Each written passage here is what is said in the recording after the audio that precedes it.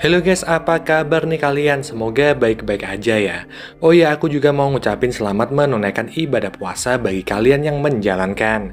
Dan untuk video kali ini, kita akan bahas film horor Indo yang berjudul Ritual Tumbal Terakhir.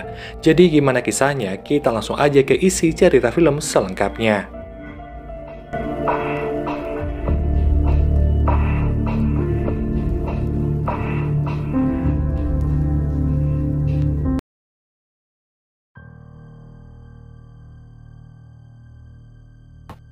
Kisah diawali dengan memperlihatkan seorang gadis bernama Mayang. Saat itu Mayang sedang di ruang interogasi, di mana si detektif mulai menanyakan tentang kekasih Mayang, yaitu Pram. Pram sendiri saat itu dituduh sebagai seorang pembunuh. Mayang yang nggak tahu apapun, tentu aja bingung saat si detektif mulai bertanya tentang Pram. Menurut Mayang, Pram adalah orang yang baik sehingga dia nggak mungkin melakukan hal keji itu. Anda tahu persis? Selanjutnya kita akan diperlihatkan ke beberapa hari sebelumnya, di mana ada seorang dalang bernama Pak Damar, yang mana Pak Damar ini adalah ayah dari Mayang. Saat itu Pak Damar mendapat sebuah order untuk mementaskan wayang dengan lakon yang nggak biasa. Setelah menutup telepon, Pak Damar bilang pada anak buahnya jika mereka akan mendapat order istimewa untuk mementaskan lakon Rahwana Lahir. Benar itu, anak buah Pak Damar terkejut karena lakon tersebut sangat berat untuk dipentaskan. Di sisi lain terlihat seorang dukun, di mana dukun ini sedang serius merapalkan mantra di pinggiran pantai Parangtritis. Sedangkan Pram saat itu sedang sibuk dengan pekerjaannya sebagai arkeolog. Di sisi lain, Mayang juga sedang sibuk dengan pekerjaannya, yaitu sebagai pemandu wisata di kota Yogyakarta. Di sana terlihat juga seorang turis asing bernama Hans yang terlihat sedang memotret Mayang dari kejauhan. Om Sang Yang Jagat Noto.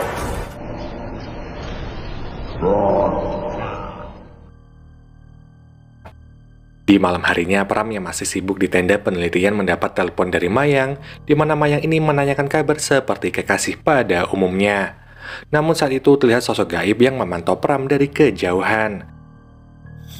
Kamu lagi ngapain? Sedangkan gak jauh dari situ, terlihat warga sekitar yang sedang berkeliling kampung. Dua orang ini sedang membicarakan Pram, di mana si gendut berkata jika Pram adalah pemuda yang sedang melakukan ritual ilmu gaib untuk memperoleh kesaktian. Namun si Kribo membantah karena dia tahu jika Pram adalah arkeolog yang sedang melakukan penelitian di gunung itu. Saat mereka berbincang ini, sosok gaib mulai mengejar mereka dan menjelma menjadi kepulan asap. Tanpa mereka sadari, sosok itu pun akhirnya menyerang si Kribo. Yang mana keesokan harinya, si Kribo pun ditemukan tewas di dekat pohon itu. Detektif yang bernama Ayu pun mengevakuasi mayat si Kribo, namun dari kejauhan Eyang Bayi mencegah hal itu dan memperingatkan detektif Ayu. Sebagai tetua di desa ini, Eyang mengatakan jika mayat yang mati tanpa kepala menandakan bahwa mayat itu adalah korban dari seseorang yang sedang mencari ilmu. Mendengar itu, Ayu meminta Eyang untuk ikut ke kantor polisi dan juga menjelaskan tentang hal ini. Ojo nganggep masalah enteng. Sesampainya di kantor, Eyang pun menjelaskan jika kematian si Kribo adalah akibat dari seseorang yang mencari ilmu hitam. Namun orang itu nggak akan berhenti karena satu tumbal aja nggak akan cukup. Eyang yakin jika pelaku sedang mencari ilmu Pancasona. Ilmu itu adalah ilmu milik Rahwana, yang mana ilmu itu mampu membuat penggunanya hidup abadi dan juga memiliki harta melimpah. Sedangkan di sisi lain, Mayang dan Pram yang sedang jalan-jalan di pantai menemukan wayang Rahwana yang hanyut di tepi pantai. Saat Mayang berlari meninggalkan pantai itu, terlihat jejak kaki Mayang yang berwarna merah.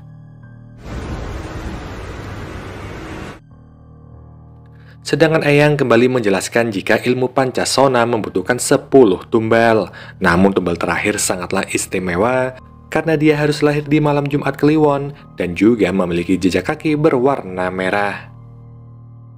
Ayu lalu bertanya bagaimana cara untuk menghentikan pemilik ajian itu. Namun sayangnya Eyang nggak tahu karena pemilik ilmu Pancasona bukan hanya sakti, tapi dia juga hidup abadi. Mati ribuan tahun, hidup abadi. Yang mana di sisi lain Pram mengajak Mayang ke tempat penelitian yang ada di tengah hutan. Tempat itu adalah sebuah makam kuno yang biasa disebut dengan Antakapura.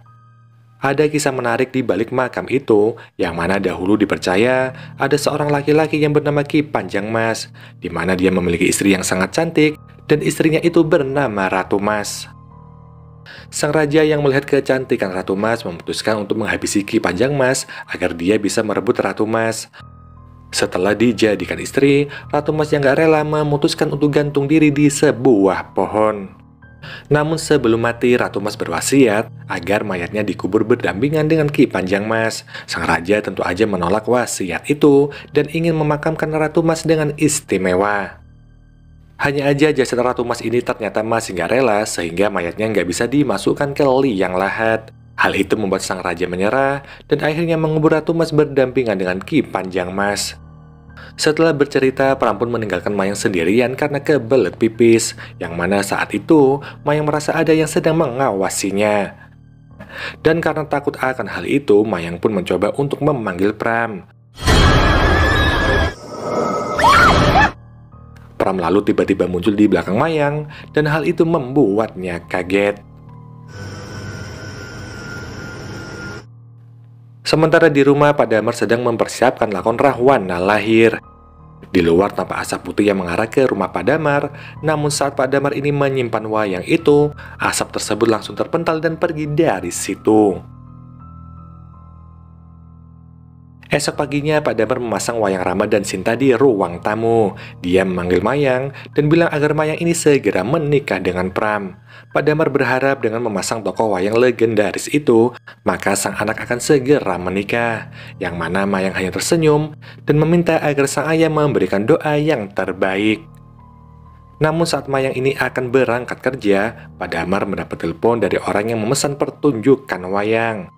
Orang misterius itu bilang jika dia udah mentransfer uang pertunjukan, di mana hal itu membuat Pak Damar minta tolong pada Mayang agar Mayang memeriksa rekeningnya di ATM. Dia juga mengingatkan Mayang agar gak keluar dalam 3 hari ini. Itu semua karena Pak Damar khawatir sebab dalam 3 hari ini adalah weton lahir dari Mayang. Yang mana dalam kepercayaan Jawa ada yang namanya hari buruk dan juga hari baik. Hari weton kelahiranmu, Tondo. Mendengar itu, Mayang malah tertawa karena dia menganggap jika semua itu hanyalah mitos. Tapi saat dalam perjalanan, Mayang ini hampir kecelakaan mobil di persimpangan. Naik motor yang bener dong, Mbak.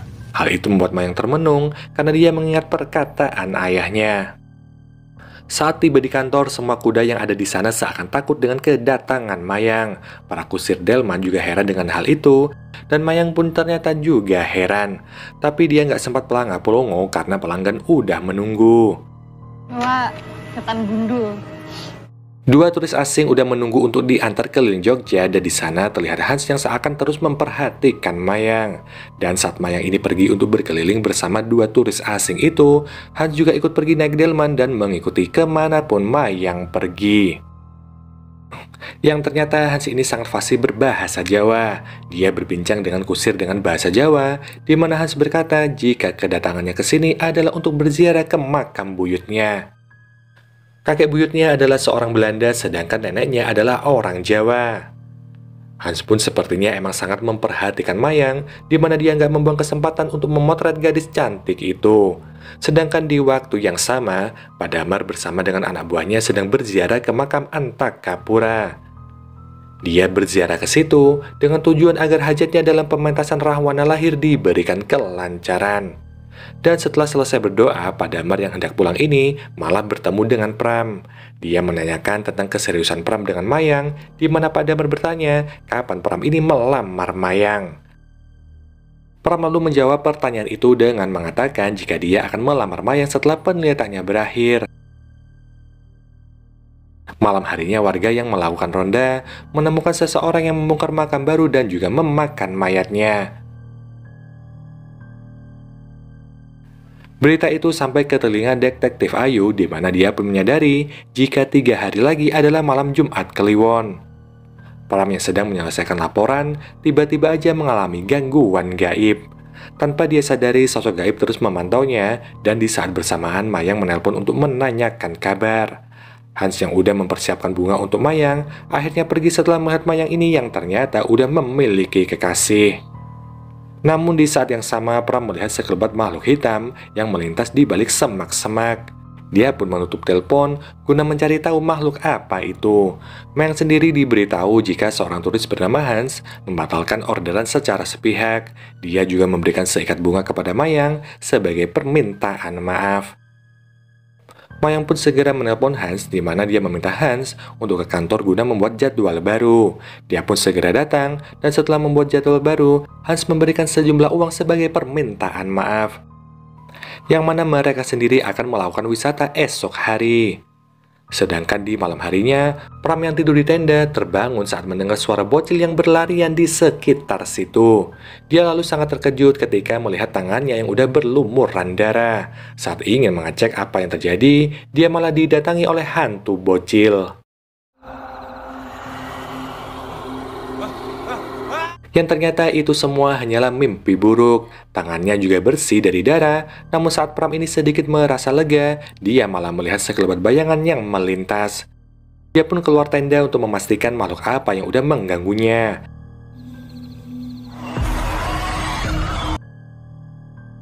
Namun meskipun udah lari ke sana kemari, hantu itu tetap aja mengikuti Pram.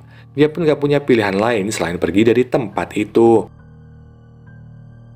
Tapi seperti film horor pada umumnya, di saat yang seperti ini motornya malah macet. Pada akhirnya Pram ini berhasil kabur dari tempat itu, namun di sisi lain, Detektif Ayu memberikan sketsa wajah Pram kepada dua orang warga. Ayu bertanya pada warga tersebut, apakah orang ini yang mereka lihat sedang memakan jasad yang baru dikuburkan. Warga itu membenarkan perkataan Detektif Ayu yang mana di saat bersamaan, pelarian Pram terhenti karena ada patroli yang dilakukan oleh petugas kepolisian. Para polisi pun mulai curiga saat melihat noda darah yang ada di bajunya Pram. Pram juga bingung dengan noda itu, namun saat para polisi memeriksa sketsa pelaku pembunuhan, mereka pun yakin jika pemuda ini adalah pelaku pembunuhan itu. Mereka pun segera menangkap dan juga membawa Pram ke kantor polisi. Sedangkan malam itu Mayang gak bisa tidur seakan ada sesuatu yang mengganggu pikirannya. Dia keluar kamar dan melihat Wayang Rama dan Sinta yang jatuh serta tergeletak di lantai. Di kantor polisi, Detektif Ayu meminta saksi untuk melihat apakah orang ini adalah pelaku pembunuhan yang mereka temui. Mereka berdua membenarkan jika pemuda ini adalah pelakunya, dan atas keterangan saksi ini, Pram akhirnya dimasukkan ke ruang tahanan. Namun Pram ini masih menolak karena dia merasa nggak melakukan apa-apa. Dia hanya lari ketakutan setelah melihat hantu di tengah hutan. Namun alasan itu tentu aja nggak bisa dipercaya, di mana Detektif Ayu meminta Pram untuk kooperatif saat menjalani pemeriksaan ini. Pram lalu membela diri dengan mengatakan jika dia orang baik-baik, dan hal itu bisa detektif tanyakan kepada pacarnya, yaitu Mayang. Keesokan harinya Mayang datang ke kantor karena hari ini dia harus menemani Hans keliling kota Jogja. Mayang sempat kaget saat tahu jika Hans ini bisa bahasa Jawa, yang mana Hans pun bertanya apakah Mayang ini tahu tentang pewayangan Jawa. Karena Mayang ini adalah anak dari seorang dalang, tentu aja dia tahu banyak tentang pewayangan. Hans meminta agar dia diajak ke rumah Mayang untuk melihat wayang itu, di mana Mayang juga mengajak Hans untuk melihat pentas Rahwana Lahir yang kebetulan akan dilakukan esok hari. Mayang lalu pulang ke rumah untuk meminta izin karena besok dia akan membawa turis asing untuk melihat pementasan wayang. Padaman mengizinkan Mayang membawa turis itu, namun di saat yang sama, dia mendapatkan telepon dari kantor polisi. Mayang lalu datang ke kantor polisi dan kita bakal dibawa ke adegan yang ada di awal film. Detektif Ayu menjelaskan jika Pram udah menghabisi beberapa orang dalam 2 hari terakhir, di mana salah satu korbannya juga udah dimakan. Detektif Ayu juga menjelaskan jika kemungkinan Pram ini menganut ilmu hitam. Mendengar itu, Ayu pun mulai berpikir apa yang sebenarnya dilakukan Pram di gunung itu.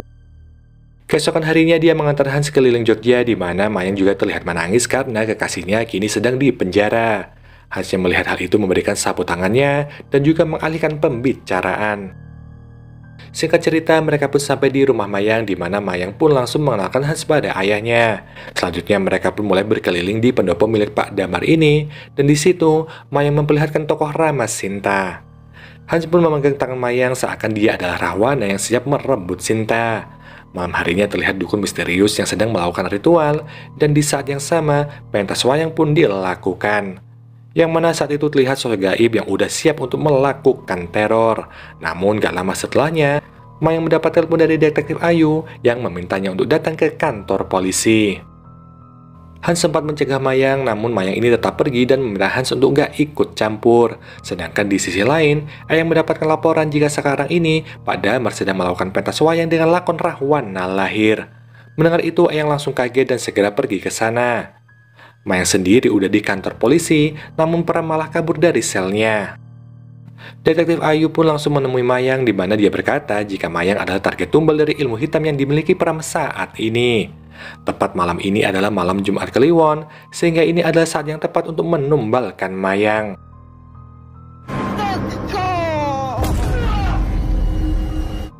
Di saat yang sama, dukun misterius mulai beraksi di mana tokoh Rahwana kini hilang kendali dan juga seakan dirasuki oleh sosok gaib. Di saat itu juga lah Pram tiba-tiba muncul, namun Pram ini hilang entah kemana dan Mayang pun mulai mencarinya. Sedangkan tokoh Rahwana makin gak terkendali hingga Pak Damar pun kewalahan. Untungnya Eyang segera datang dan mulai menjinakkan wayang itu. Sedangkan Mayang mencari hingga ke tempat penelitian dan akhirnya dia pun berhasil bertemu dengan Pram. Di tempat lain, Eyang mencoba menaruh wayang itu ke tempatnya, dan setelah berusaha keras, akhirnya wayang itu pun berhasil disegel di kotak penyimpanan. Sedangkan Mayang mulai mendekati Pram, namun Pram ini malah mencekik Mayang dan juga berniat untuk menghabisinya. Dia udah bersiap dengan keris di tangannya, namun beruntungnya detektif Ayu datang untuk menghentikan hal itu. Dukun misterius juga keluar dari persembunyian, tapi Pak Polisi juga langsung menembak dukun itu. Setelah tergeletak, Mayang mulai mendekati jasad tersebut, yang ternyata itu adalah Hans. Sedangkan Pram tiba-tiba aja muncul dan memeluk Mayang. Keesokan harinya, Pram datang menemui Pak Damar, di mana dia meminta restu Pak Damar untuk menikahi Mayang. Di sisi lain, detektif Ayu masih melakukan investigasi, di mana dia menemukan jika Hans ternyata udah hidup lebih dari 200 tahun. Dia udah mengincar Mayang sejak awal, karena dipercaya jika Mayang ini adalah reinkarnasi dari orang yang dia cintai. Dia harus menjadikan Mayang sebagai tumbal demi hidupnya tetap abadi, yang mana setelah itu semua, film pun selesai.